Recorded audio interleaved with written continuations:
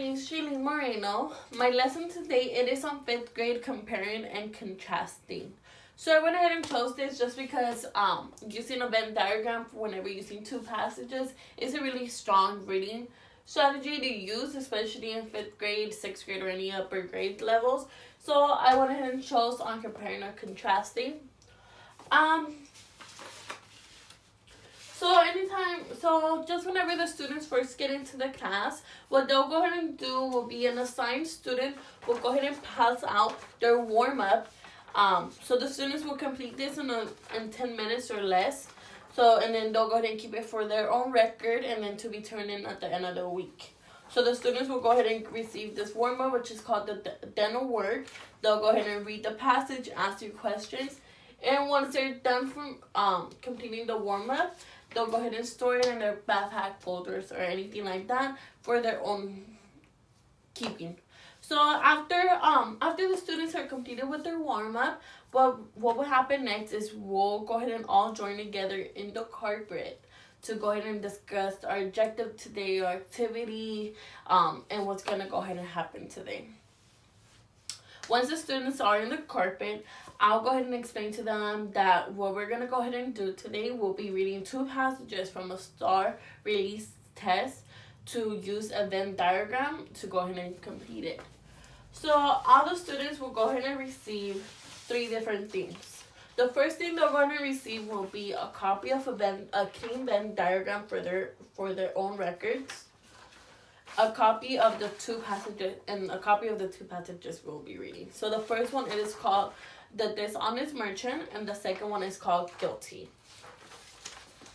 So after all the students go ahead and receive this, myself as a teacher will go over the objective with the students, which it is to help the students use Venn diagrams to compare two passages for a reading strategy. After going over the objective and the rationale with the students, we'll go ahead and start reading The Dishonest Merchant. So with the students I already worked with, anytime we'll read a story, we'll always break different paragraphs up into different blocks. So that way we could go ahead and write notes. So from there, I'll go ahead and ask them where do you guys want to break it off at? So it could be from 1 to 3 or from 4 to 5. So that way we can go ahead and write notes on the side after reading the paragraph for our better understanding. So they could better understand what's the main idea or what's going on in this paragraph that ties the whole story in. So after kind of breaking out the story, I'll go ahead and read it for them. If anyone wants to volunteer to read, that is perfectly fine. Just so we could go ahead and either I could read it all by myself or my students could go ahead and read it paragraph by paragraph. And then throughout the story we'll pause to take notes, to kind of talk about what's going on in the story. And then once we're done reading the first passage, which is The Dishonest Merchant, we'll kind of talk about it in the end. We'll kind of talk about what's going on, what happened, who's the main characters in it, what was the plot, kind of just bring in different reading strategies in order for the students to fully understand it. That would end up helping us in our Venn diagram. After reading The Dishonest Merchant and discussing it, the next passage we'll read is Guilty. So Guilty, we'll still break it out just every 2 paragraphs since it is a small poem. So from there, we'll go ahead and read it. Our notes will not be as much as they were for The Dishonest Merchant, but we also have some type of notes to help the students out with the questions that will follow. So we'll go ahead and complete Guilty, read it. The students kind of see their perspective of it. Since it does talk about siblings, we'll kind of see what they think about that, bring in their own background knowledge and see what they relate to with this passage. After we finish discussing both passages, I'll kind of talk to the students again about the activity which we'll be doing. I'll explain to them that they will be breaking off into pairs, and they will already have a pair assigned to due to previous activities. So I'll kind of explain to the students, okay, you guys are going to be paired with your partner for each activity. I would explain to them they're able to go to their desk, stay in the carpet, go to a corner, anywhere they would like in the classroom to complete it. So with the partners, I'll give them a few minutes to get together, probably like a minute or two, so they could go ahead and sit together in the carpet, so we could go ahead and keep on going on with the rest of the instructions. Once the students are sitting together, at this point, I'll kind of talk to the students about both of the passages. So we'll kind of start working on the Venn diagram examples. So over here we have an example for each one. For the dishonest merchant, guilty, and then something that have the same. So for the dishonest merchant, I already went ahead and wrote down it was a narrative, and for guilty, I put it was a poem. And then for the same, I put someone gets in trouble. So this would already be us to give the students an example of what is expected from them.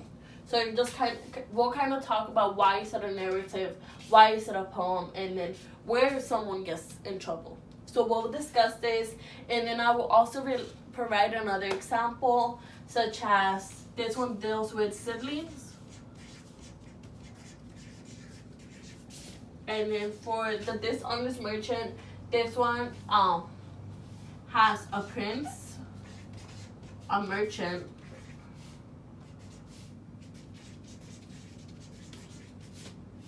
and a peasant in the story.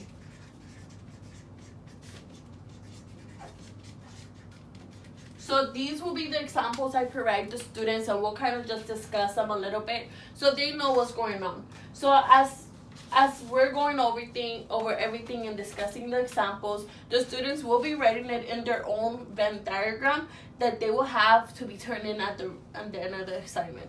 So on the sheet of paper, they will have to write their name, the date, the name of their partner, and then also the name of the stories, just how I have my Venn diagram over here, which is the dishonest merchant, guilty, and then writing same in the middle category. So this one will be for the students for their record, so I could go ahead and grade it in the end of the class. So once they're done writing the examples, if they have any other questions about the activity to be done, they will ask that at this moment. Either way, I'll be walking around the classroom and make sure they're completing it. They're on task. So I will give the students around 10 minutes to go ahead and complete their sheet with their partner. So at this time, I'll tell the students, okay, you guys can go ahead and break off. We'll regroup in a few minutes to go ahead and discuss anything else. So the students will be broken off with their partner, and then I'll be walking around to make sure if there's any more questions, I could go ahead and answer them, as well as if they're stuck in something, I kind of guide them in the right way, or also to make sure they're talking about the correct thing, not about something else. That they're focused on their work instead of focused on something that's going to happen in lunch. So after the students are done with their own Venn diagram, this is whenever we'll go ahead and regroup, get back into our carpet, and then talk about it. So at that time, I'll tell the students each pair to give me an example, even if it's something already written out in their own words. How would it make it better? Such as on guilty, they could just tell me a few examples. I have some of myself on how the passage of guilty does involve a family.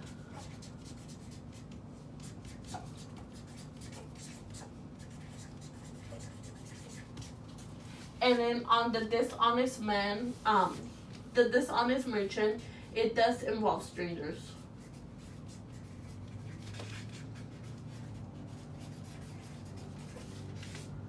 Okay, so it's just the rest of the few minutes will be on the students just giving me any more examples or anything else they wrote with their partner on the passages and what they found in common.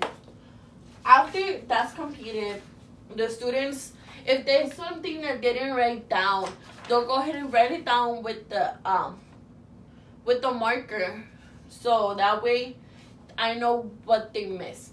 I know they didn't just wait till group time to write it in. So that's whenever the students will just finish filling in the rest of their circle with anything else they want to add on that was written down into our group classroom.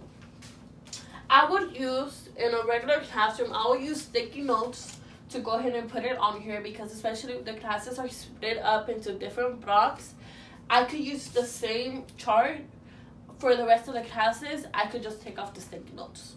So sticky notes are a really big part in this, because that way I could just go ahead and paste it all over, and then once the class leaves and the next class comes in, I could go ahead and take them off and then start all over with that class. After we're done discussing our Venn diagram, I do have 2 questions for the students to go ahead, so we could discuss all together about the passages. The first one will be how the merchant and the dishonest merchant and the speaker and guilty similar. So we'll just kind of talk over it, see their point of view, kind of question whether they give me the right answer. I'll kind of question them why did you get this one? And then the other one is, how's the point of view in the poem different from that of the story? So just the same thing, I'll kind of question them like, oh, why do you think this is the answer? Why do you think that's the answer? So it's just something, a small little extra activity to go along that will help them look back into the Venn diagram to get the answer, the correct answer. So it's just having the question will make me see, okay, is the Venn diagram working for them? Like, is it getting to where I need them to be? And if it's not, we'll go back into the Venn diagram, kind of see what we missed from it, and then see if they need any other help from it. So to end the lesson, we'll stay in our literally circle, and then we'll just kind of talk. I'll talk to the students and be like, oh, okay, what did you like? How did you like using the Venn diagram? What did you like about the story? What did you like about the activity? How would you make it different? Kind of just see the student's perspective, and then I'll bring in the objective again, which was using the Venn diagram to compare and contrast to 2-star passages. And then the students will turn in their own Venn diagram to be graded for a grade for them. So they'll just finish filling in their Venn diagram with their names, their partner's name, and the date, and then it'll be graded. The way I'll grade this will be to make sure they at least have some type of information that is correct from what they've previously wrote. And then after it being graded, I'll go ahead and give it back to the students for their own records. So this was my lesson on teaching, comparing, contrasting to students, to 5th grade students using 2-star passages. I hope you guys enjoyed. Thank you.